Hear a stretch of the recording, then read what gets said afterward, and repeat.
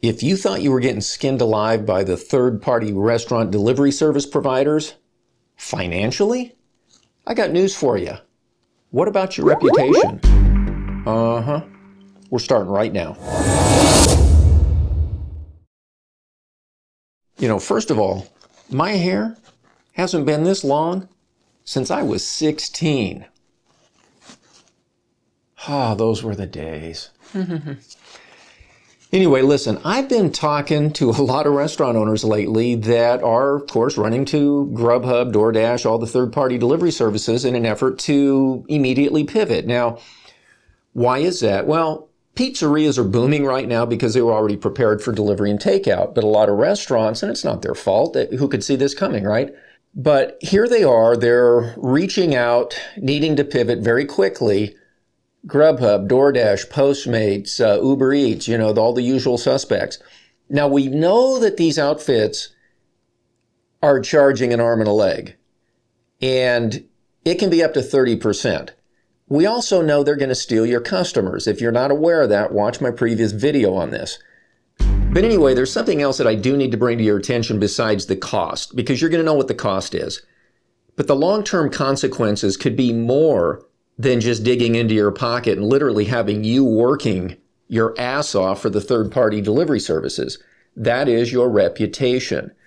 Now, I just talked to a restaurant owner last weekend, and she told me about an episode over the weekend where a Grubhub delivery driver had showed up to get a delivery out to a customer. And after the Grubhub driver got the delivery, she noticed about 10 minutes later he was still out in the lobby. And she went out and said, What's wrong? He says, oh, well, another delivery came in. I'm waiting for that one. And she looks and she realizes, my gosh, that next order just went into the oven. It's not ready. It ain't going to be ready for 10 minutes. And so anyway, finally the order gets ready. She hands it to the driver and he takes off with it. Now she realizes how she's being held hostage now. This driver, instead of delivering one order and coming back, waited until the next one was ready. So that means the first person that ordered, maybe they got their food first, but it was 20 minutes later than it should have been. What if they got it second? What if that driver dropped off the second meal first because it was more convenient for him? So here's where we're going. Back in the day with Groupon, a lot of restaurant owners started to realize, besides getting, as I would say, skinned alive, they were also starting to get more and more bad reviews on Yelp because the caliber of customer they were attracting, any perceived little slight, and they'd run over to Yelp and boom, trash the restaurant. So now let's fast forward. Delivery drivers.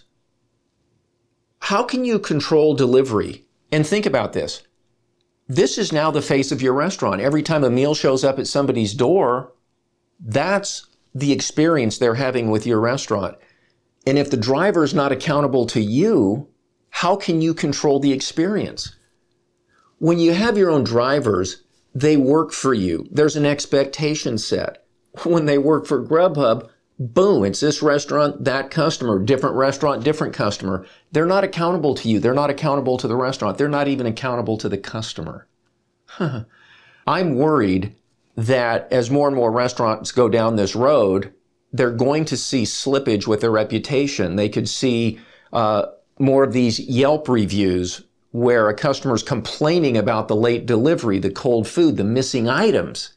If you don't own this, you can't control it. And listen, nobody ever said getting in the delivery business was going to be easy. Guess what? It's going to be tough. But if getting rich was easy, every restaurant owner would be rich, right? The only way you can control the customer experience is if the driver who's delivering your meal to the customer is accountable to you. Now, I'd say the good news right now, let me dial that back. This is not good news. The opportunity is that there's a lot of people out of work right now, and you can probably hire some drivers. And it may be easier than it was 3 months ago to get some drivers on board. So it's just something that I want you to consider, is that your reputation's at stake. That driver is not accountable to you. Doesn't work for you. Can't be fired by you. And that driver is the face of your restaurant. Oh, and another thing too I want to point you to is you're going to probably need some specialized technology to run a good delivery takeout operation. One of the providers is, you want to go to flatzero.com and just take a look there. But a lot of restaurant owners who got caught off guard here are thinking that as soon as things get back to normal, their POS is fine. People be coming back to the restaurant. That ain't going to be the case. Restaurant traffic is going to be diminished probably forever, but definitely for the foreseeable future. So takeout delivery is where it's going to be. And you want to look into specialized technology that handles that. Domino's developed their own POS because the dine-in systems don't facilitate delivery very well.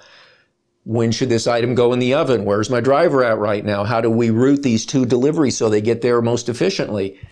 And so if you want to be a player on the other side of this, what got you to January 2020 is not going to take you to January 2021. So when you get a minute, bounce over to flatzero.com and see if what they call an ops platform, that stands for off-premise station, is or is not a fit for you. But at least take a look at what they have there, because this is a specialized delivery takeout platform, and you don't need to replace your POS. Whatever you're using for dine-in, just keep it for that. But this is a station primarily designed for pickup delivery. So, when to put things in the oven, delayed orders come in and they print out at the right time. The right items are with the meal when you send it out for delivery. It schedules the drivers and routes them. You're going to want to take a peek at that. Anyway, in closing, if you found this helpful, I'd really appreciate a thumbs up down there. And if you haven't already subscribed, please do that now. I'm staying on top of this. I'm putting the updates out constantly, and I'm looking out for you. Oh yeah, that reminds me. I've written a lot of marketing articles for these magazines and others, but what I want to point out to you is that a couple of years ago, one of these magazines asked me to write an article on the pros and cons of third-party restaurant delivery services.